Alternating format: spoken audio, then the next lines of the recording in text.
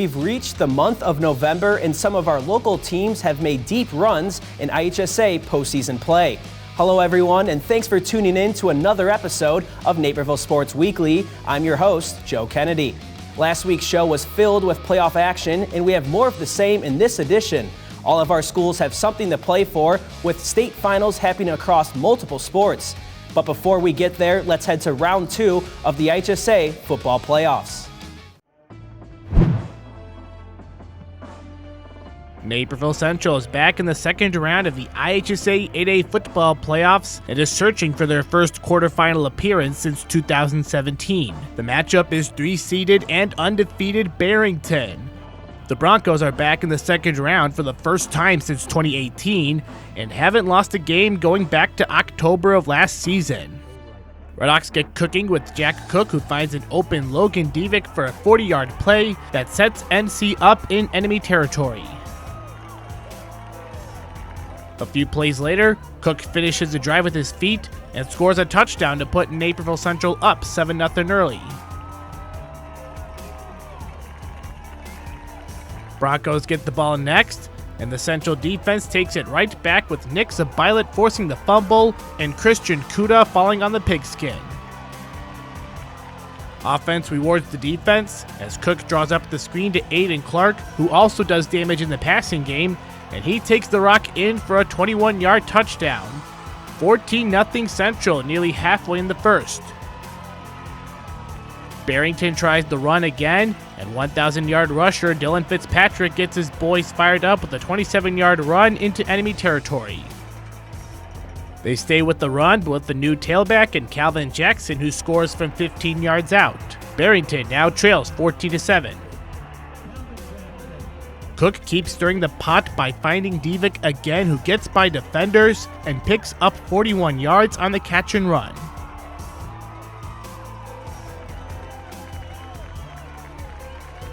Then Clark gets his name called by taking the toss, and into the end zone he goes for his second touchdown of the game.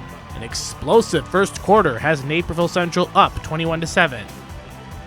In the second quarter, Fitzpatrick gets unleashed again. He takes the handoff, finds some holes, and is off and running down the sideline for a 37-yard touchdown, and they once again cut the deficit in half, this time to 21-14. Broncos have it again, and QB Nick Piper drops back to pass and finds Matt Marusic, who wins the tough one-on-one battle. On the very next play, Fitzpatrick scores another Bronco touchdown, and this game is tied at 21 going into halftime. Not much action in the third, so we go right to the fourth, and Maverick Oley brings down Piper to give momentum to Central. Barrington's defense turns it up with Soren Leahy, who stops Aiden Clark on the third down screen. Piper continues to use his arm and goes deep to Will Naza, who makes the catch to set up the Broncos inside the 15-yard line.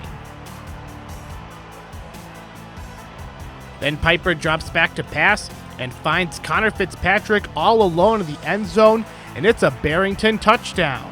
Broncos take the lead for the first time tonight at 28-21 with over 3 minutes to go.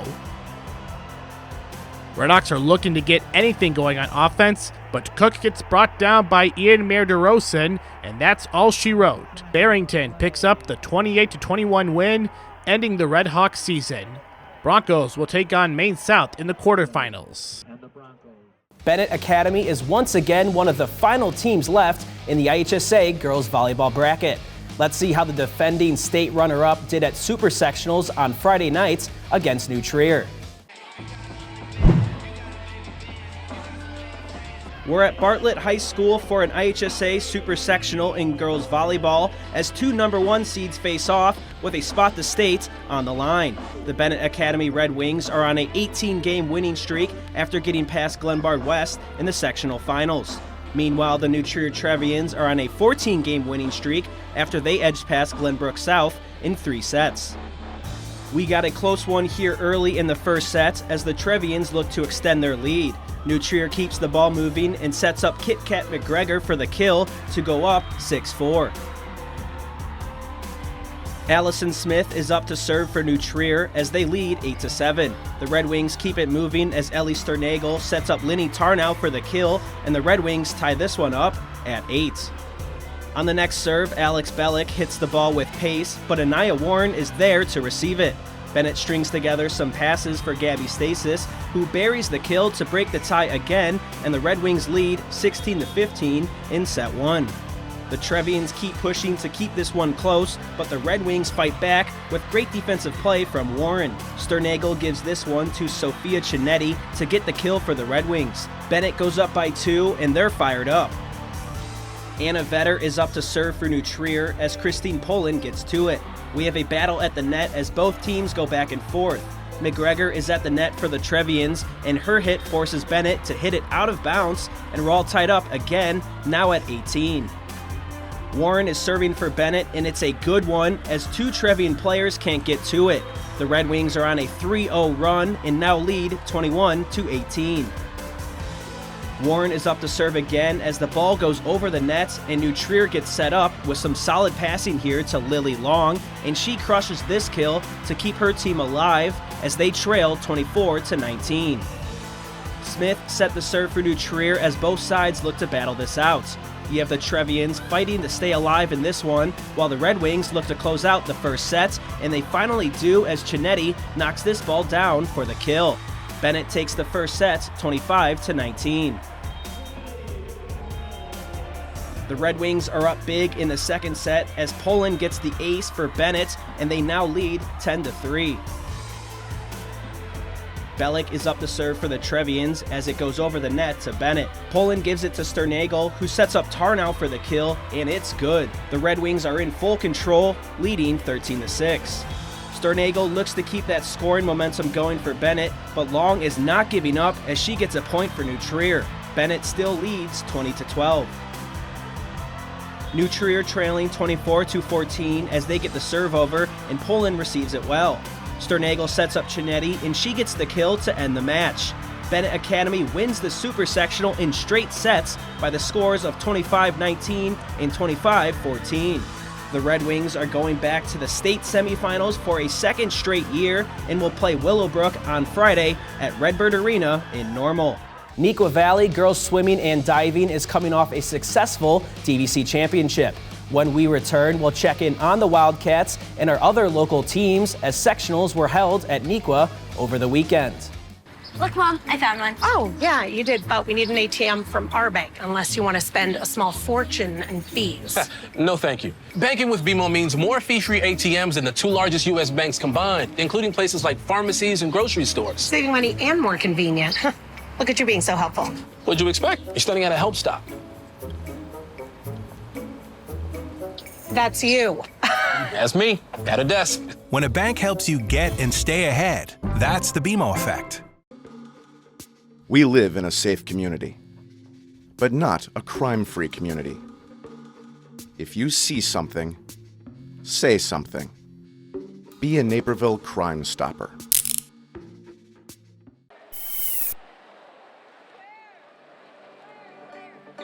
The start of November means the beginning of the end for fall sports as we're at the IHSA Girls Swimming Sectionals at Neuqua Valley.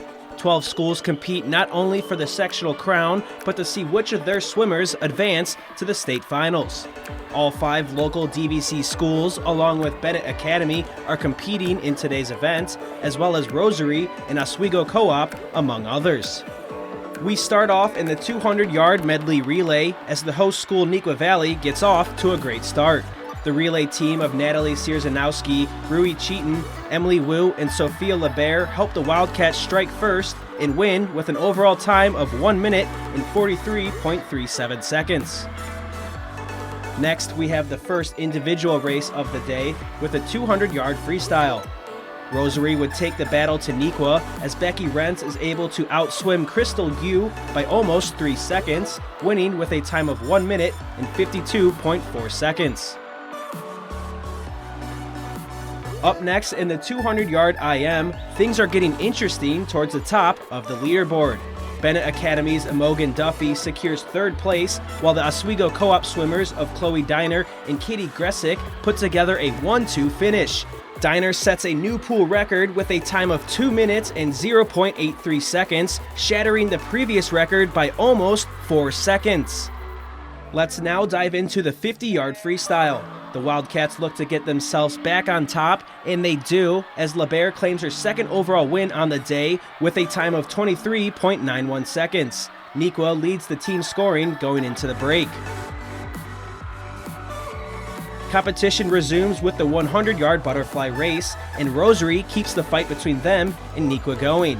Ariana Nikula and Rentz score a 1-2 finish as Nikula wins with a time of 55.42. Mattia Valley's Emily Schalk and Naperville Central's Lauren Eschmeyer finished just under 3 seconds behind the top spot.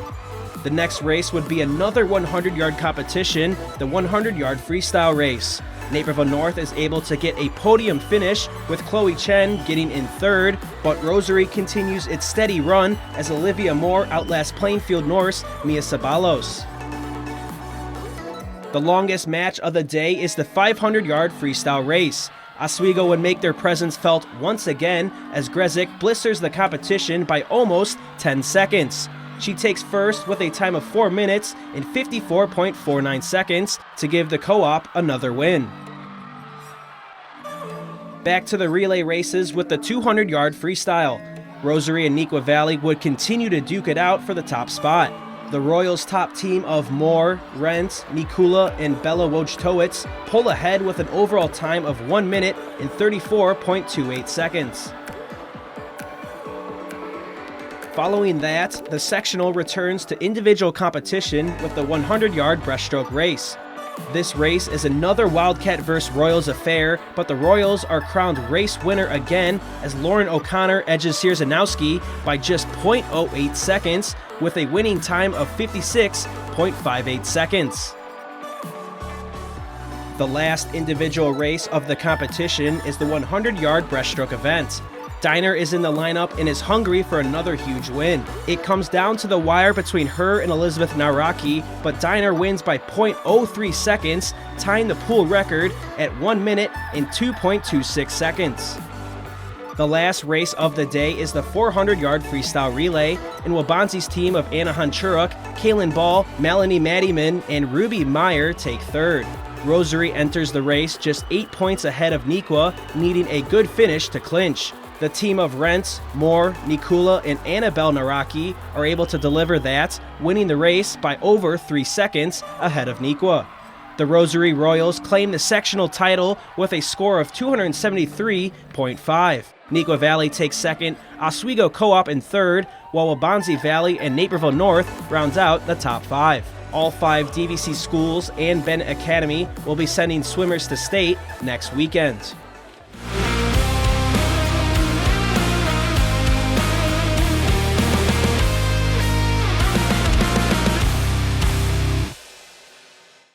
Our boys' play of the week takes us to Barrington High School as Naperville Central faced off against the Broncos in the second round of the IHSA football playoffs. About halfway through the first quarter, Red Hawk QB Jack Cook throws the screen pass to Aiden Clark. He takes the ball, follows some blockers, and makes one defender miss before diving into the end zone. The score gave Central a 14-0 lead. Let's take one more look at the catch and run. Clark would add another touchdown later in the game as he closed a terrific year as the Redhawks lead back. After the break, we'll stay in the pool and see how one Husky just keeps swimming after the odds were stacked up against her at the age of 4. Local news is your lifeline. Let the Daily Herald help you navigate your world with solid reporting, good advice, and a much-needed diversion or two.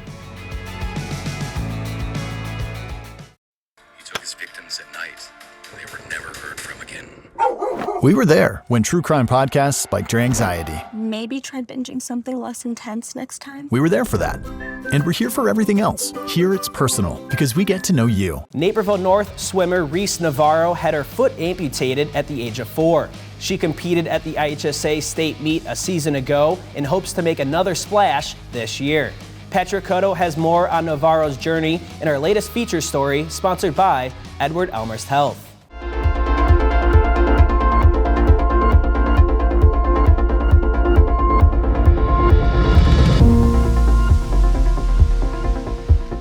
This is the time of year all girls swimmers and divers have been working for all season long, with the arrival of the sectional meets and the chance to advance to the FMC Natatorium for the state tournament. One Naperville North sophomore used her sectional performance a season ago to announce her presence to the state of Illinois. Reese Navarro was born with a club foot, which was amputated at the age of 4.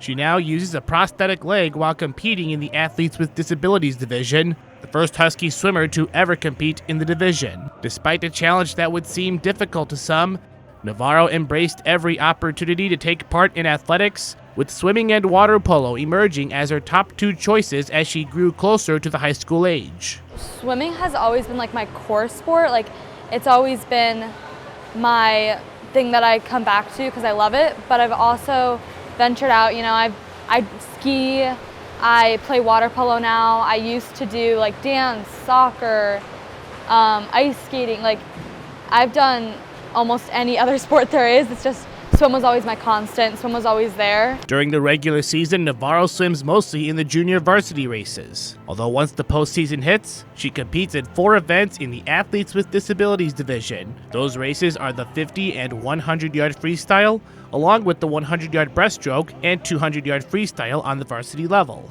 Since jumping into the pool for her first lessons at the age of 5, the hard work to get Navarro to the varsity level has never stopped. Despite the physical challenges early on, the sophomore is ready to push her performance to new levels of success, no matter the competition. As I got older, I got better, and throughout my entire life up until high school, I have only competed with normal people, so people without any disability. And that's how I've always learned how to compete. So I've always compared myself to people without any disabilities, like normal people. You're ready to swim and compete, and so she had that desire to be a competitor. She did not want to be treated any differently than anybody else. And then during time here, she's done every morning and afternoon practice like anybody else, and so it's fit right into the rest of the team. After qualifying for state in all 4 races during last season's sectional meet, Navarro went on to win first place in the 200-yard freestyle and the 100-yard breaststroke at the state meet. She wasn't done from there, as the then freshman finished in the top 2 for the 50 and 100-yard freestyle. Not a bad performance in your first season on the biggest stage in the state. During sectionals, Navarro is often the lone swimmer in the pool during her events. But at state, the competition is fierce, with 3 of the 4 races being decided by less than a second in 2022. Now in her sophomore year, a chance to improve on her impressive debut brings excitement to the fans, her supportive teammates, and head coach Andy McWhorter. She sets the example for all athletes, regular and able-bodied athletes, all the way through athletes like herself, to get out there and do the work to be competitive. My teammates are amazing. I appreciate that I have them. They're awesome. They make every practice fun. They always support me. They never say anything negative. They cheer me on at state. They cheer me on at any other swim meet. And yeah, they're great. At the recent Neuqua Valley girls swimming sectional, Navarro continued her dominance by winning and qualifying for state in all 4 events for a second straight season. As Navarro looks to have another strong performance at the state meet, she is hoping those in a similar position will embrace the challenges and pursue what they do best. They should just do whatever they want to do. Nothing can stop them. There's always a way to persevere, and there's always a way to push through. And I think they're awesome, and they should just continue to do what they want to do. While she stays focused on the state meet, it will be exciting to see what she brings to the pool for years to come. For Naperville Sports Weekly, I'm Patrick Cotto. When we return, let's run over to the IHSA cross-country state meet as multiple Naperville area schools look to make their mark. Then we'll see how the Naperville North boys soccer team fared at the state tournament.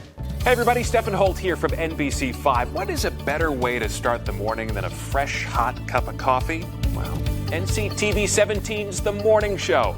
We've got sizzling interviews, heated competition with Game On. Also, we have a live band, and breakfast is included. It's the hottest ticket in town. I'll see you there.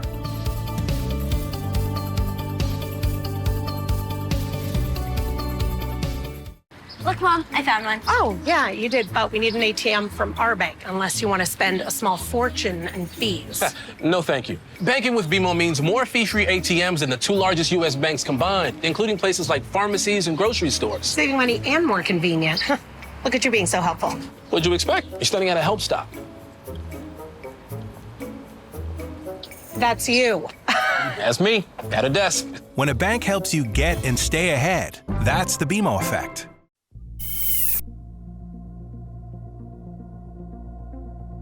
It's a nearly picture-perfect day at Detweiler Park for the 53rd annual IHSA cross-country state final meets, where both 2A and 3A girls varsity runners look to fight for a top spot.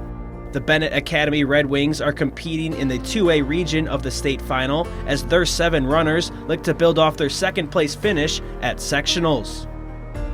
The gun sounds and the runners are off as they take the obstacle of a 3-mile course one final time for the 2023 cross-country season. Under the shadows of the trees, the runners make their way to the first checkpoint as it's Lincoln's Becca Hetzwig, St. Ignatius Annika Swan, Sandwich's Sandra Weber, and Normal University's Natalie Bierbaum in the top 4. The second normal runner, Zoe Carter, rounds out the top 5. Glenwood's Allie Landrigan is in 6th, and Bennett's Kira Jenke is in 8th. The pack of 4 continues to lead the way as the girls approach mile 2, and Hetzwig with Weber and Bierbaum stay stride for stride. Zoe Carter has a noticeable gap between the top 4 and the 6th runner as the rest of the runners follow behind. It's a close one at the finish, but Hetzig signals that she's got the first place finish ahead of Swan by 0.5 of a second. Weber is in 4th, and Bierbaum and her teammate Carter rounds out the top 5. Tom That is in 6th, followed by Landrigan and McGreal. Lamont's Nikki Taselios is in 9th, and Waterloo's Cameron Crump is in 10th. Bennett's freshman and the team's first place runner, Paitlin Mothlier, cracks the top 50 for the Red Wings. Ultimately, Glenwood takes home the Class 2A championship with a score of 84 after 3 runners finish in the top 20. Following the conclusion of the 2A race was the start of the 3A race, which features Neuqua Valley, Metea Valley, Waubonsie Valley, Naperville North, and Naperville Central. A sunny 60-degree November day was unlike last season's rain and cold, which gets the runners feeling better for the 3-mile journey as they get going. Barrington Scout Storm leads the way, followed by Mount Prospect's Meg Peterson. Naperville North's Julie Pio and Naperville Central's Liv Phillips trailed not too far behind. After a herd of runners, it's no surprise that Shania and Rihanna Tandon rounds out the top 25. Peterson pulls away at the 2-mile marker, with Storm and Phillips jostling for second. P.O. follows behind, and Daniel Jensen from McHenry and Nicole Poglich from Wheaton-Warrenville South are knocking on the door. With a turn of events just after the second mile, Phillips and Storm now battle for the first place position as Peterson falls back, leaving P.O. in the top 3. At the end, Storm takes first, Phillips in second, and P.O. in third. Anna Lester from Vernon Hills comes in 4th, followed by Jensen. Barrington's Mia Soroy finishes in 6th, while Poglich gets 7th for Wheaton South. Mount Prospect 1 and 2 in Peterson and Lily Ginsburg end in 8th and 9th. 10 through 14 are a combination of 3 Downers Grove North runners and 2 York runners. Shania Tandon is in 15th for Naperville North, followed by Margatha Grabsky from Arlington Heights. Bray Conyhan is in 18th, Morgan Dick in 19th, and Lindsay Gerd-Hardstein rounds out the top 20. It's York at the end who takes home the team first place championship in this year's Class 3A race after 6 runners finished inside the top 32. It's a beautiful morning at Hoffman Estates for the boys soccer 3A third place game.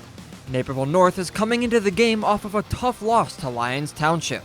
Their opponent is Glenbrook North, who returned to the state tournament for the first time in almost 20 years. Starting the game 14 minutes in, Jackson Stokes makes his way into the penalty area through the Spartan defense, but he's quickly shut down by Gil Myers. 10 minutes later, it's Stokes causing problems again as his cross hits Sam Lappin and rolls into the net. Naperville North goes up 1-0, and that would be the score going into halftime. 3 minutes into the second half. Noah Radicke plays a through ball to Jackson Stokes, who rounds the keeper and he slots the ball into the net. The Huskies go up 2-0. A couple of minutes later and the Spartans are attacking. Glenbrook works the ball to Ian Lee, who cuts inside on his left foot, bending one top corner. The Spartans cut the deficit to 1. Naperville North looks for an instant response. Sam Hess plays a quick free kick down the line to Jackson Stokes, who takes a quick shot on net that is punched to safety by Gail Myers. 11 minutes to go in the game as the ball is bouncing around in the penalty area until Sam Hess flicks it over to Noah Radicke, who passes the ball into the net. Naperville North restores their 2-goal lead. Glenbrook North's turn for some offense. Chase Pedersen launches in a long throw-in. It bounces to David Kaminsky, who takes a shot, but it's saved on the goal line by Josh Pedersen. Naperville North still up by 2. 3 minutes to go in the game. Jackson Stokes drops a pass back to Hindo Ali, who knocks in Naperville North's 4th goal. Huskies now cruising up 4-1. Just a minute later, Stokes sends in a cross, finding Joel Ruderman, whose header is knocked into the goal. The Huskies now lead by 4. In the dying seconds of the game, Ian Lee takes a free kick, scoring his 2nd of the game. But it was too little too late, as Naperville North wins the 3A third-place game over Glenbrook North by a score of 5-2.